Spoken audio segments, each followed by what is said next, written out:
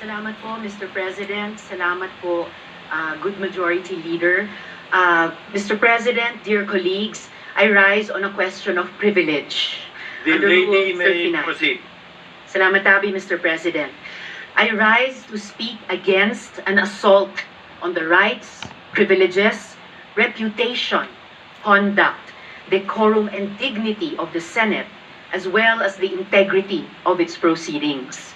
Last month po, o noong July 13, 2024, naglabas ang Senado through the Senate Committee on Women, Children, Family Relations, and Gender Equality and approved by the Senate President ng contempt citation and order to arrest laban sa Chinese national na si Guo Huaping, also known as Alice Leal Guo. Nagpapasalamat ako sa Senate President sa maagap na tugon nila para mailabas ang arrest order. At salamat din kina General Angkan na alam ko binuhos ang buong puwersa at lakas para sa operasyon na hanapin si Guo Huaping ng Senate OSAA. But Mr. President, I am now in receipt of information that this person was already in fact out of the country on July 18, 2024 to Kuala Lumpur, Malaysia. Ipapakita ko po ang dokumentong ito bilang patunay na pumasok sa Malaysia si Alice Guo.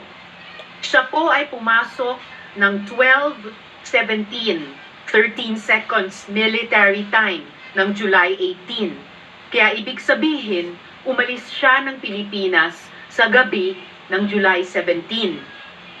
Mr. President, hindi po pwedeng ipagkaila na siya ito dahil match na match po ito sa kanyang Philippine passport na ipa-flash ko ngayon. Maraming salamat sa NBI sa impormasyong ito.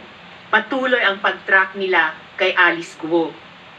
Ayon sa aking isa pang source, Mr. President, tumuloy si Alice Guo sa Singapore kung saan nagtagpo-tagpo sila ng kanyang magulang na sina Lin Wenyi at Guo Jianzhong.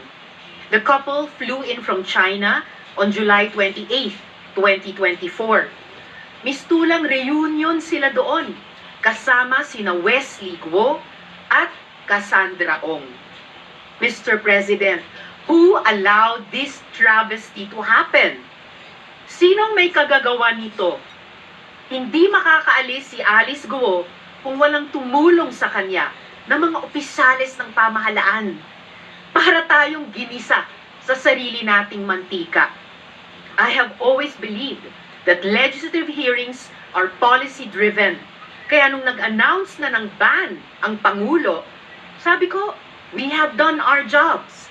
Let law enforcement take the lead. Pero paano kung ang law enforcement mismo ang kailangan investigahan? What if they drop the ball? Paano kung sila ang dapat managot? Nangako ang BI sa akin at sa Senate President pro tempore na hindi nila hahayaan si Guo Huaping na makaalis sa Pilipinas. Eh yun pala, ay wala na talaga siya.